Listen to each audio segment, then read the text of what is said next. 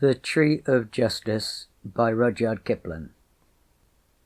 It was a warm, dark winter day, with the sou'west wind singing through Dallington Forest and the woods below the beacon.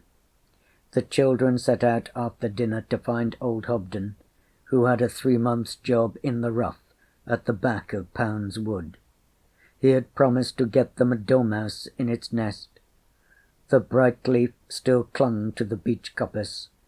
The long chestnut leaves lay orange on the ground, and the rides were speckled with scarlet-lipped, sprouting acorns. They worked their way by their own short cuts to the edge of Pound's Wood, and heard a horse's feet just as they came to the beech where Ridley the keeper hangs up the vermin. The poor little floppy bodies dangled from the branches, some perfectly good, but most of them dried to twisted strips. 3 more owls, said Dan, counting. 2 stoats, 4 jays, and a kestrel. That's 10 since last week. Ridley's a beast. In my time, this sort of tree bore heavier fruit. Sir Richard Dalyngridge reined up his grey horse Swallow in the ride behind them. This is the Norman knight they met the year before in Puck of Pook's Hill. See young men at the manor, the knights of the joyous venture, and old men at Pevensey in that book. What play do you make? He asked. Nothing, sir. We're looking for old Hobden, Dan replied. He promised to get us a sleeper. Sleeper? A dormouse, do you say? Yes, a dormouse, sir. I understand. I passed a woodman on the low grounds. Come. He wheeled up the ride again and pointed through an opening to the patch of beech stubs, chestnut, hazel, and birch that old Hobden would turn into firewood, hop poles, pea boughs, and house faggots before spring. The old man was as busy as a beaver.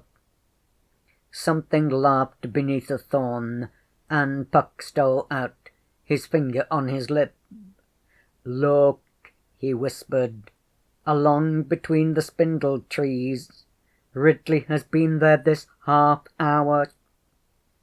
The children followed his point, and saw Ridley the keeper in an old dry ditch, watching Hobden as a cat watches a mouse.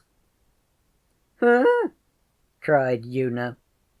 "Hobden always tends to his wires before breakfast. He puts his rabbits into the faggots he's allowed to take home. He'll tell us about 'em tomorrow." "We had the same breed in my day," Sir Richard replied, and moved off quietly, Puck at his bridle, the children on either side, between the close-trimmed beech stuff. "What did you do to them?" said Dan, as they repassed Ridley's terrible tree. "That!" Sir Richard jerked his head toward the dangling owls. "Not he," said Puck. "There was never enough brute Norman in you to hang a man for taking a buck." "I cannot abide to hear their widows screech. But why am I on horseback while you are afoot?" He dismounted lightly, tapped Swallow on the chest, so that the wise thing backed instead of turning in the narrow ride, and put himself at the head of the little procession. He walked as though all the woods belonged to him. "I have often told my friends," he went on, "that Red William the King was not the only Norman found dead in a forest while he hunted." "Do you mean William Rufus?" said Dan. "Yes," said Puck, kicking a clump of red toadstools off a dead log. "For example, there was a knight new from Normandy," Sir Richard went on, "to whom Henry our King granted a manor in Kent near by. He chose to hang his forester's son the day before a deer hunt that he gave to pleasure the king. Now, when would that be? Said Puck, and scratched an ear thoughtfully. The summer of the year King Henry broke his brother Robert of Normandy at Tinquebray fight. Our ships were even then at Pevensey, loading for the war. What happened to the knight? Dan asked. They found him pinned to an ash, 3 arrows through his leather coat. I should have worn mail that day. And did you see him all bloody? Dan continued. Nay, I was with De Aquila at Pevensey, counting horseshoes and arrow sheaves and ale barrels into the holds of the ships. The army only waited for our king to lead them against Robert in Normandy, but he sent word to De Aquila that he would hunt with him here before he set out for France. Why did the king want to hunt so particularly? Una demanded. If he had gone straight to France after the Kentish knight was killed, men would have said he feared being slain like the knight. It was his duty to show himself debonair to his English people, as it was De Aquila's duty to see that he took no harm while he did it, but it was a great burden. De Aquila, Hugh, and I ceased work on the ships and scoured all the honour of the Eagle, all De Aquila's lands, to make a fit and, above all, a safe sport for our king. Look! The ride twisted and came out on the top of Pounds Hill Wood. Sir Richard pointed to the swells of beautiful, dappled Dallington that showed like a woodcock's breast up the valley. Ye know the forest, said he. You ought to see the bluebells there in spring, said Una. I have seen, said Sir Richard, gazing, and stretched out his hand. Hugh's work and mine was first to move the deer gently from all parts into Dallington yonder, and there to hold them till the king came. Next we must choose some 300 beaters to drive the deer to the stands within bowshot of the king. Here was our trouble. In the melee of a deer drive, a Saxon peasant and a Norman king may come over close to each other.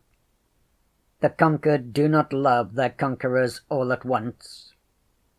So we needed sure men, for whom their village or kindred would answer in life, cattle and land, if any harm come to the king. Ye see? If one of the beaters shot the king, said Puck, Sir Richard wanted to be able to punish that man's village. Then the village would take care to send a good man. So it was. But lest our work should be too easy, the king had done such a dread justice over at Salehurst for the killing of the Kentish knight, 26 men he hanged, as I heard, that our folk were half mad with fear before we began. It is easier to dig out a badger gone to earth than a Saxon gone dumb sullen. And atop of their misery, the old rumour waked that Harold the Saxon was alive, and would bring them deliverance from us Normans. This has happened every autumn since Santlache fight. But King Harold was killed at Hastings, said Una.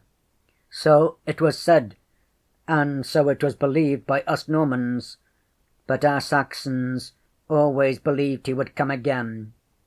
That rumour did not make our work any more easy. Sir Richard strode on down the far slope of the wood, where the trees thin out. It was fascinating to watch how he managed his long spurs among the lumps of blackened ling. But we did it, he said. After all, a woman is as good as a man to beat the woods, and the mere word that deer are afoot makes cripples and crones young again. De Aquila laughed when Hugh told him over the list of beaters. Half were women, and many of the rest were clerks, Saxon and Norman priests.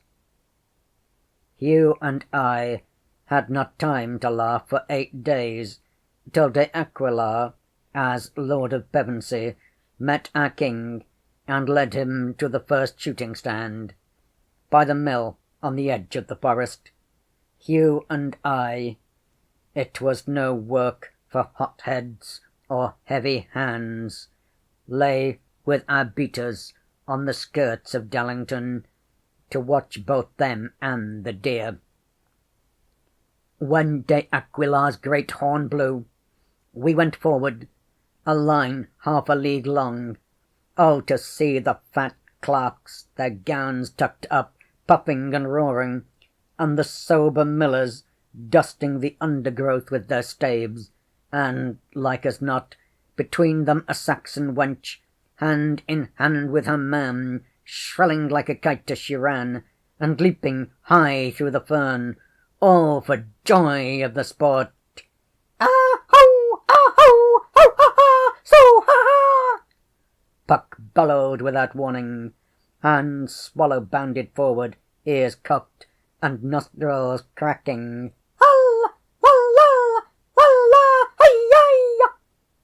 Sir Richard answered in a high, clear shout. The two voices joined in swooping circles of sound, and a heron rose out of a red osier bed below them, circling as though he kept time to the outcry. Swallow quivered and swished his glorious tail. They stopped together on the same note. A hoarse shout answered them across the bare woods. "That's old Hobden," said Una. "Small blame to him. It is in his blood," said Puck.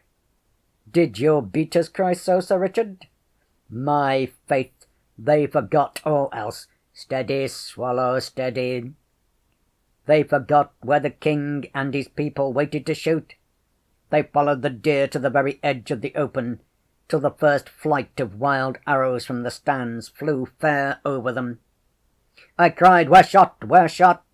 and a knot of young knights new from Normandy, that had strayed away from the great stand, turned about, and in mere sport loosed off at our line, shouting, 'Where Santlache arrows! Where Santlache arrows!' A jest, I grant you, but too sharp. One of our beaters answered in Saxon, 'Where New Forest arrows! Where Red William's arrow!' So I judged it time to end the jests, and when the boys saw my old mail gown, for to shoot with strangers I count the same as war, they ceased shooting. So that was smoothed over, and we gave our beaters ale to wash down their anger. They were excusable.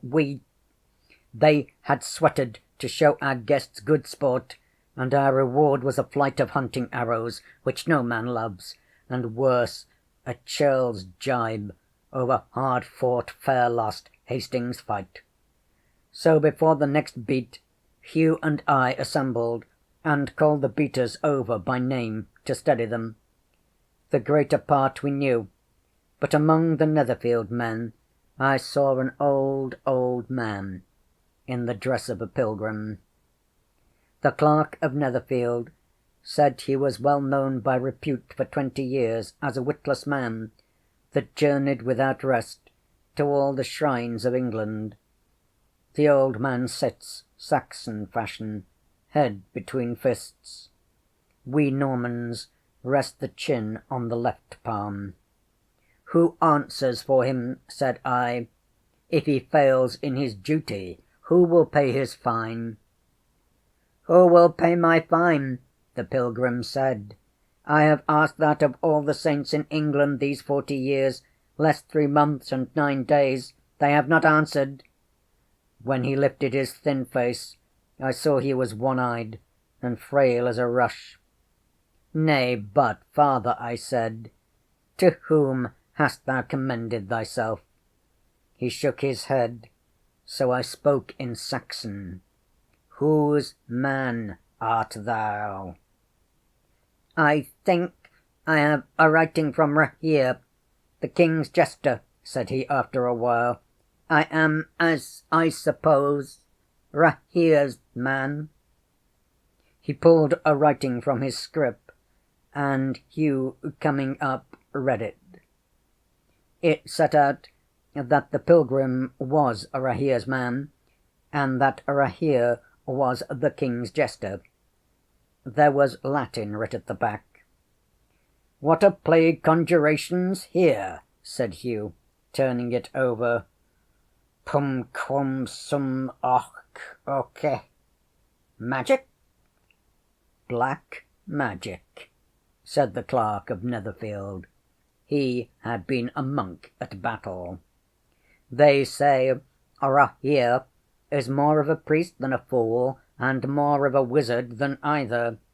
Here's Rahere's name writ, and there's Rahere's red coxcomb mark drawn below, for such as cannot read. He looked slyly at me. Then read it, said I, and show thy learning. He was a vain little man, and he gave it us after much mouthing. The charm, which I think is from Virgilius the sorcerer, says, when thou art once dead, and Minos, which is a heathen judge, has doomed thee, neither cunning, nor speechcraft, nor good works will restore thee. A terrible thing. It denies any mercy to a man's soul. Does it serve? Said the pilgrim, plucking at Hugh's cloak. O man of the king's blood, does it cover me? Hugh was of Earl Godwin's blood, and all Sussex knew it, though no Saxon dared call him kingly in a Norman's hearing. There can be but one king. It serves, said Hugh, but the day will be long and hot. Better rest here. We go forward now. No, I will keep with thee, my kinsman, he answered like a child.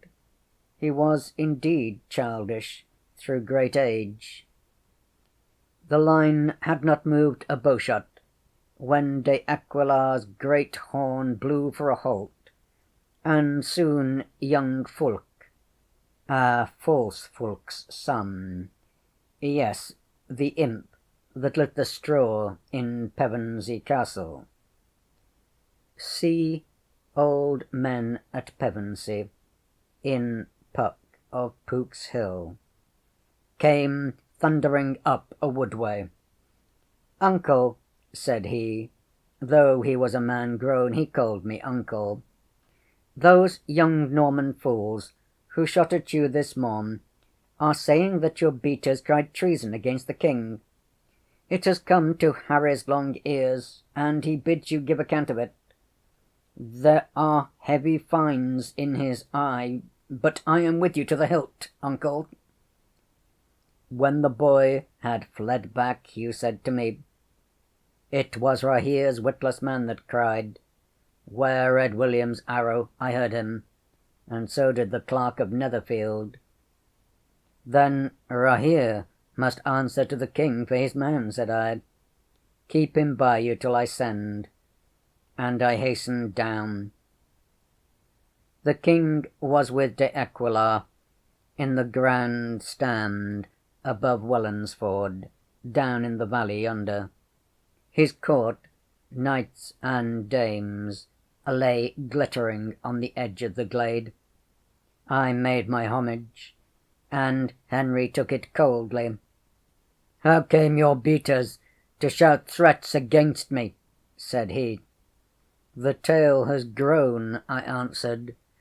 One old witless man cried out, where Red William's arrow? When the young knight shot at our line. We had 2 beaters hit. "I will do justice on that man," he answered. "Who is his master?" "He's Rahere's man," said I. "Rahere's?" said Henry. "Has my fool a fool?" I heard the bells jingle at the back of the stand, and a red leg waved over it, then a black one. So, very slowly, Rahere the King's jester straddled the edge of the planks and looked down on us, rubbing his chin. Loose-knit, with cropped hair, and a sad priest's face under his coxcomb cap that he could twist like a strip of wet leather. His eyes were hollow-set. "Nay, nay, brother," said he, "if I suffer you to keep your fool, you must e'en suffer me to keep mine." This he delivered slowly into the King's angry face. My faith, a king's jester must be bolder than lions. "Now we will judge the matter," said Rahere. "Let these two brave knights go hang my fool, because he warned King Henry against running after Saxon deer through woods full of Saxons. Faith, brother, if thy brother, Red William, now among the saints as we hope, had been timely warned against a certain arrow in New Forest, one fool of us four would not be crowned Fool of England this morning. Therefore, hang the fool's fool, knights." Mark the fool's cunning. Rahere had himself given us order to hang the man. No king dare confirm a fool's command to such a great baron as De Aquila, and the helpless king knew it. "What? No hanging?" said Rahere, after a silence. "God's gracious name, kill something, then. Go forward with the hunt." He splits his face ear to ear in a yawn like a fish-pond. "Henry," says he, "the next time I sleep, do not pester me with thy fooleries." Then he throws himself out of sight behind the back of the stand. I have seen courage with mirth in De Aquila and Hugh, but stark mad courage of Rahere's sort I had never even guessed at. "What did the king say?" cried Dan.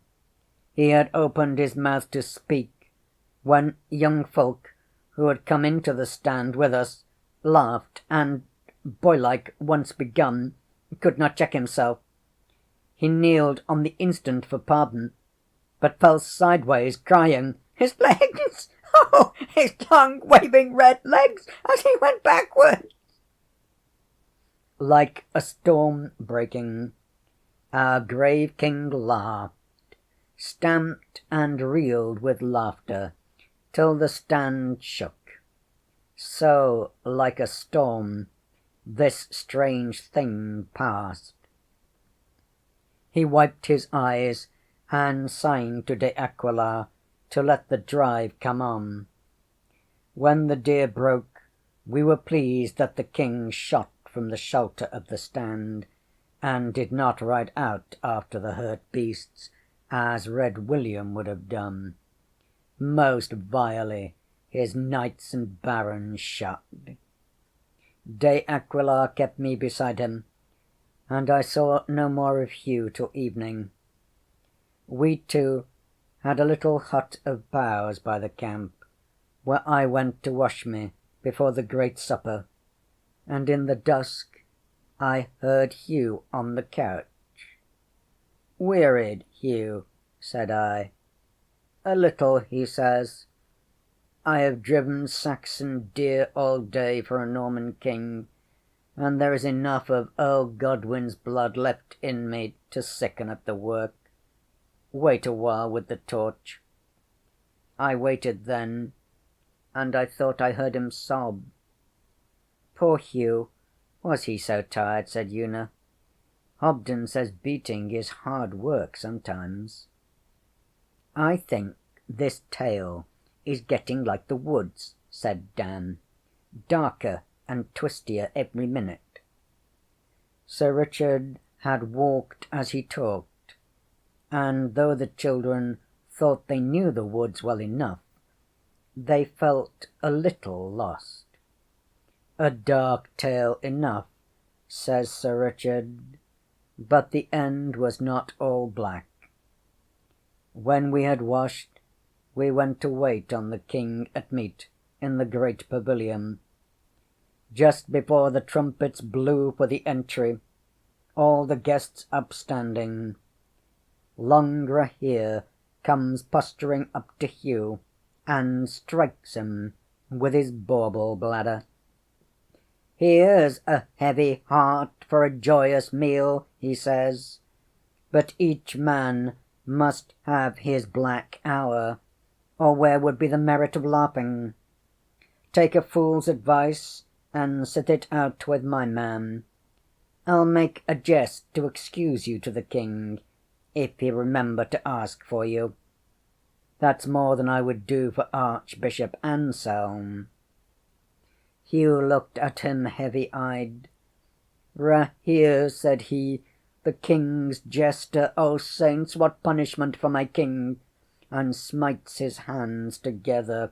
'Go, go fight it out in the dark,' says Rahere, 'and thy Saxon saints reward thee for thy pity to my fool.' He pushed him from the pavilion, and Hugh lurched away like one drunk. 'But why?' said Una. 'I don't understand.' 'Ah, why indeed? Live you long enough, maiden, and you shall know the meaning of many whys.' Sir Richard smiled. 'I wondered too. But it was my duty to wait on the King at the high table, in all that glitter and stir. He spoke me his thanks for the sport I had helped show him, and he had learned from De Aquila enough of my folk and my castle in Normandy to graciously feign that he knew and had loved my brother there. This also is part of a king's work. Many great men sat at the high table, chosen by the King for their wits, not for their birth. I have forgotten their names and their faces. I only saw that one night. But Sir Richard turned in his stride. But Rahere, flaming in black and scarlet among our guests, the hollow of his dark cheek flushed with wine, long laughing Rahere, and the stricken sadness of his face when he was not twisting it about, Rahere I shall never forget. At the King's outgoing, De Aquila bade me follow him, with his great bishops and 2 great barons, to the little pavilion. We had devised jugglers and dancers for the court sport, but Henry loved to talk gravely to grave men, and De Aquila had told him of my travels to the world's end.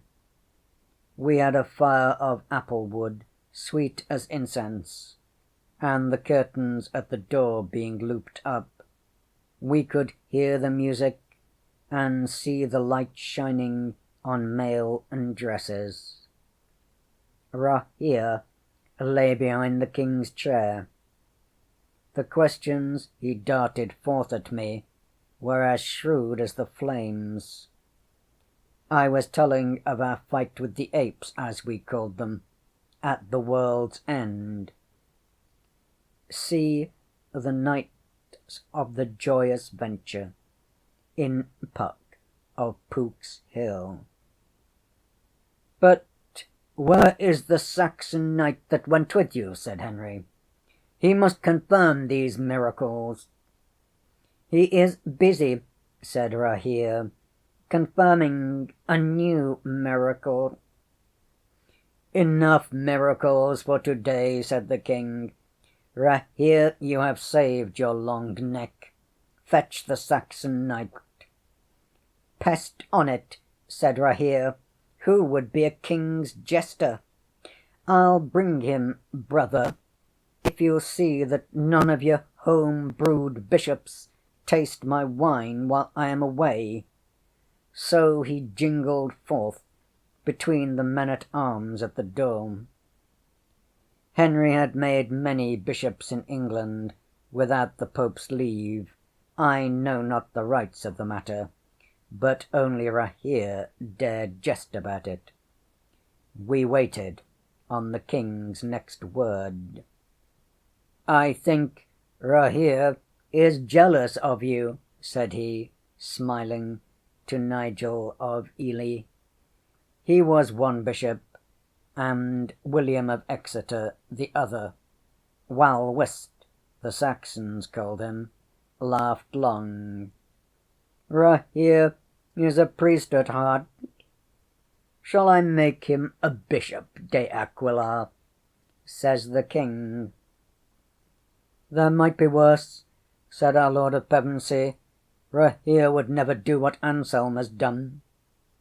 This Anselm, Archbishop of Canterbury, had gone off raging to the Pope at Rome, because Henry would make bishops without his leave either. I know not the rights of it, but de Aquila did, and the king laughed. Anselm means no harm. He should have been a monk, not a bishop, said the king. I'll never quarrel with Anselm or his Pope till they quarrel with my England. If we can keep the king's peace till my son comes to rule, no man will likely quarrel with our England. Amen, said de Aquila, but the king's peace ends when the king dies. That is true. The king's peace dies with the king. The custom then is that all laws are outlaw, and men do what they will till the new king is chosen. I will amend that, said the king hotly. I will have it so that though king's son and grandson were all slain in one day, still the king's peace should hold over all England. What is a man that his mere death must upheave a people? We must have the law. Truth, said William of Exeter, but that he would have said to any word of the king. The two great barons behind said nothing. This teaching was clean against their stomachs, for when the king's peace ends, the great barons go to war and increase their lands. At that instant we heard Rahere's voice returning in a scurril Saxon rhyme against William of Exeter. Well wist, well lay his fortune, when that he fawned on the king for his crosier. And amid our laughter he burst in, with one arm round Hugh and one round the old pilgrim of Netherfield. Here is your knight, brother, said he, and for the better disport of the company, here is my fool. Hold up, Saxon Samson, the gates of Gaza are clean carried away. Hugh broke loose, white and sick, and staggered to my side. The old man blinked upon the company. We looked at the king, but he smiled.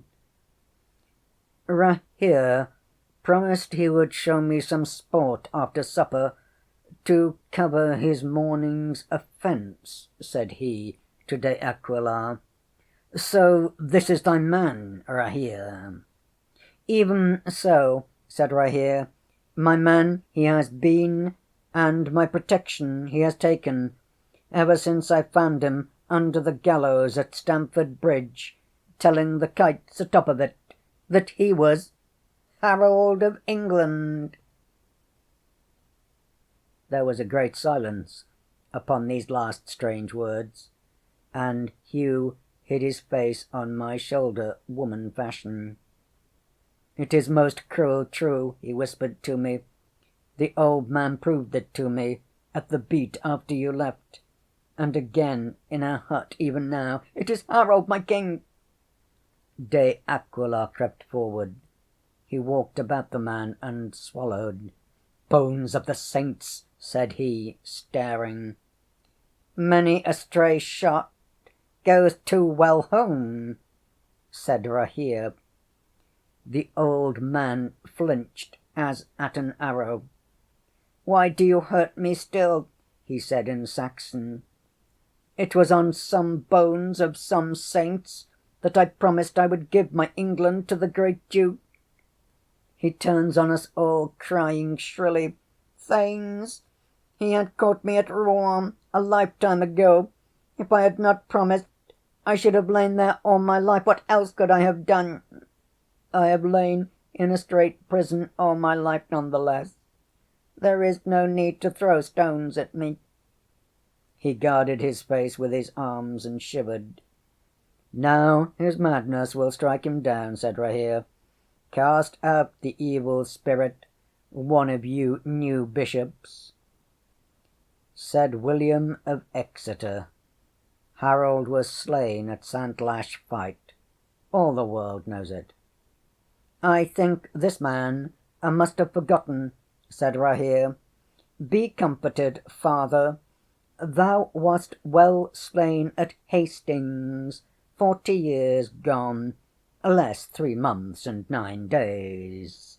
Tell the king.' The man uncovered his face.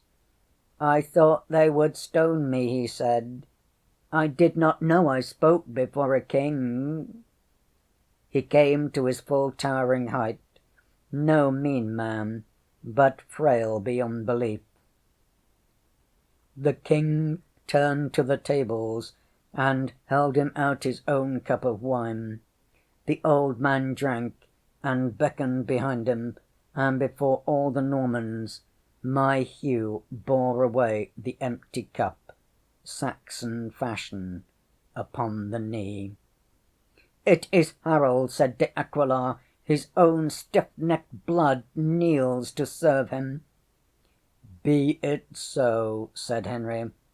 'Sit then, thou that hast been Harold of England.' The madman sat, and hard, dark Henry looked at him between half-shut eyes. We others stared like oxen, all but De Aquila, who watched Rahere as I have seen him watch a far sail on the sea. The wine and the warmth cast the old man into a dream. His white head bowed, his hands hung. His eye indeed was opened, but the mind was shut. When he stretched his feet, they were scurfed and road-cut like a slave's. 'Ah, Rahere!' cried Hugh. 'Why hast thou shown him thus? Better have let him die than shame him and me.' 'Shame thee?' said the king. 'Would any baron of mine kneel to me if I were witless, discrowned, and alone, and Harold had my throne?' 'No,' said Rahere. 'I am the sole fool that might do it, brother, unless—' He pointed at De Aquila, whom he had only met that day. 'Yonder tough Norman crab kept me company. But, Sir Hugh, I did not mean to shame him. He hath been somewhat punished, through maybe little fault of his own.' 'Yet he lied to my father the Conqueror,' said the king, and the old man flinched in his sleep. 'Maybe,' said Rahere, 'but thy brother Robert, whose throat we purpose soon to slit with our own hands—' 'Hut!' said the king, laughing. 'I'll keep Robert at my table for a life's guest when I catch him. Robert means no harm. It is all his cursed barons. None the less, said Rahere, Robert may say that thou hast not always spoken the stark truth to him about England. I should not hang too many men on that bough, brother. And it is certain, said Hugh, that he pointed to the old man. Harold was forced to make his promise to the great Duke. Very strongly forced, said De Aquila. He had never any pride in the Duke William's dealings with Harold before Hastings. Yet, as he said, one cannot build a house all of straight sticks. No matter how he was forced, said Henry. England was promised to my father William by Edward the Confessor. Is it not so? William of Exeter nodded. Harold confirmed that promise to my father on the bones of the saints. Afterwards he broke his oath, and would have taken England by the strong hand. Oh, la, la! Rahere rolled up his eyes like a girl. That ever England should be taken by the strong hand! Seeing that Red William and Henry after him had each in just that fashion snatched England from Robert of Normandy, we others knew not where to look. But De Aquila saved us quickly. Promise kept or promise broken, he said. Harold came near enough to breaking us Normans at Santlache. Was it so close a fight then? Said Henry. A hair would have turned it either way, De Aquila answered. His horse-carls stood like rocks against rain. Where wast thou, Hugh, in it? Among Godwin's folk, beneath the Golden Dragon, till your front gave back, and we broke our ranks to follow, said Hugh. But I bade you stand! I bade you stand! I knew it was all a deceit! Harold had waked and leaned forward as one crying from the grave. Ah, now we see how the traitor himself was betrayed, said William of Exeter, and looked for a smile from the king. I made thee bishop to preach at my bidding, said Henry, and turning to Harold, tell us here how thy people fought us, said he. Their sons serve me now against my brother Robert. The old man shook his head cunningly. Nah, nah, nah, he cried. I know better. Every time I tell my tale, men stone me. But, thanes, I will tell you a greater thing. Listen. He told us how many paces it was from some Saxon saint's shrine to another shrine, and how many more back to the abbey of the battle. Ay, said he, I have trodden it too often to be out even 10 paces. I move very swiftly. Harold of Norway knows that, and so does Tostig, my brother. They lie at ease at Stamford Bridge, and from Stamford Bridge to the Battle Abbey it is, he muttered over many numbers and forgot us. Ay, said De Aquila, all in a muse. That man broke Harold of Norway at Stamford Bridge, and came near to breaking us at Santlache, all within 1 month. But how did he come alive from Santlache fight? Asked the king. Ask him. Hast thou heard it, Rahere? Never. He says he has been stoned too often for telling the tale. But he can count you off Saxon and Norman shrines till daylight, said Rahere, and the old man nodded proudly. My faith, said Henry after a while, I think even my father the great Duke would pity if he could see him. How if he does see? Said Rahere. Hugh covered his face with his sound hand. Ah, why hast thou shamed him? He cried again to Rahere. No, no, says the old man, reaching to pluck at Rahere's cape. I am Rahere's man. None stone me now. And he played with the bells on the scollops of it. How if he had been brought to me when you found him? said the king to Rahere. You would have held him prisoner again, as the great Duke did, Rahere answered. True, said our king, he is nothing except his name. Yet that name might have been used by stronger men to trouble my England. Yes, I must have made him my life's guest, as I shall make Robert. I knew it, said Rahere, but while this man wandered mad by the wayside, none cared what he called himself. I learnt to cease talking before the stones flew, says the old man, and Hugh groaned.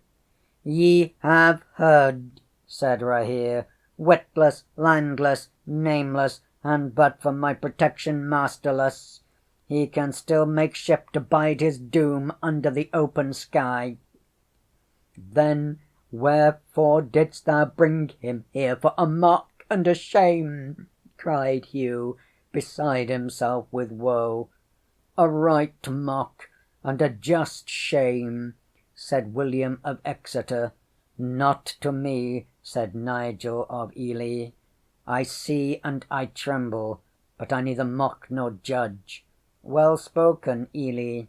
Rahere falls into the pure fool again. I'll pray for thee when I turn monk. Thou hast given thy blessing on a war between two most Christian brothers. He meant the war forward twixt Henry and Robert of Normandy. I charge you, brother, he says, wheeling on the king, dost thou mock my fool? The king shook his head, and so then did smooth William of Exeter. De Aquila, dost thou mock him? Rahere jingled from one to another, and the old man smiled. By the bones of the saints, not I, said our Lord of Pevensey. I know how dooms near he broke us at St. Lash.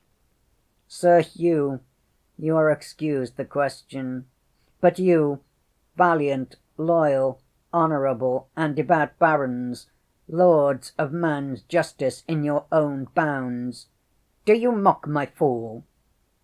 He shook his bauble in the very faces of those two barons whose names I have forgotten. Na, na, they said, and waved him back foolishly enough. He hies him across to staring, nodding Harold, and speaks from behind his chair. No man mocks thee. Who here judges this man? Henry of England, Nigel de Aquila, on your souls, swift with the answer, he cried. None answered. We were all, the king not least, overborne by that terrible scarlet and black wizard jester. Well for your souls, he said, wiping his brow. Next, shrill like a woman, oh, come to me! And Hugh ran forward to hold Harold, that had slidden down in the chair. Hearken, said Rahere, his arm round Harold's neck. The king, his bishops, the knights, all the world's crazy chessboard, neither mock nor judge thee.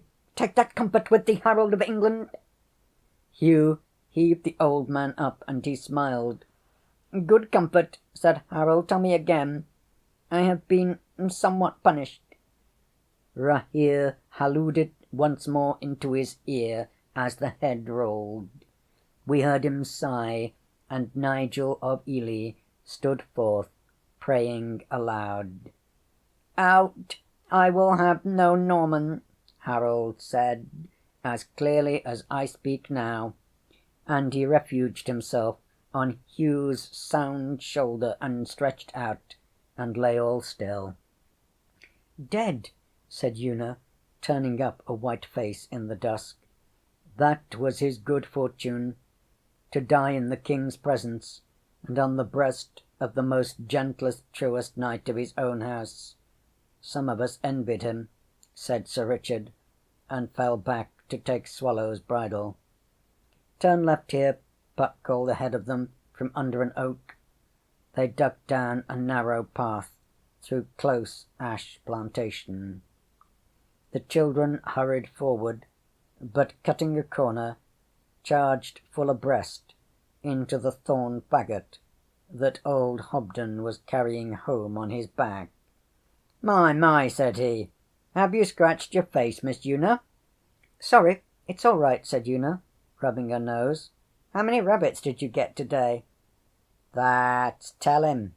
The old man grinned as he rehoisted his faggot. I reckon Mus' Ridley, he have got rheumatism along a line in the dick to see I didn't snap up any. Think o' that now. They laughed a good deal while he told them the tale. And just as he crawled away, I heard some one hollerin' to the hounds in our wood, said he. Didn't you hear? You must have been asleep, surely. Oh, what about the sleeper you promised to show us? Dan cried. Here he be, house and all. Hobden dived into the prickly heart of the faggot and took out a dormouse's wonderfully woven nest of grass and leaves. His blunt fingers parted it as if it had been precious lace, and tilting it toward the last of the light, he showed the little red furry chap curled up inside, his tail between his eyes that were shut for their winter sleep. Let's take him home. Don't breathe on him, said Una. It'll make him warm, and he'll wake up and die straight off, won't he, Hobby? That's a heap better by my reckoning than waking up and finding himself in a cage for life. No. We'll lay him into the bottom of this hedge. That's just right. No more trouble for him till come spring. And now we'll go home. End of The Tree of Justice by Rudyard Kipling.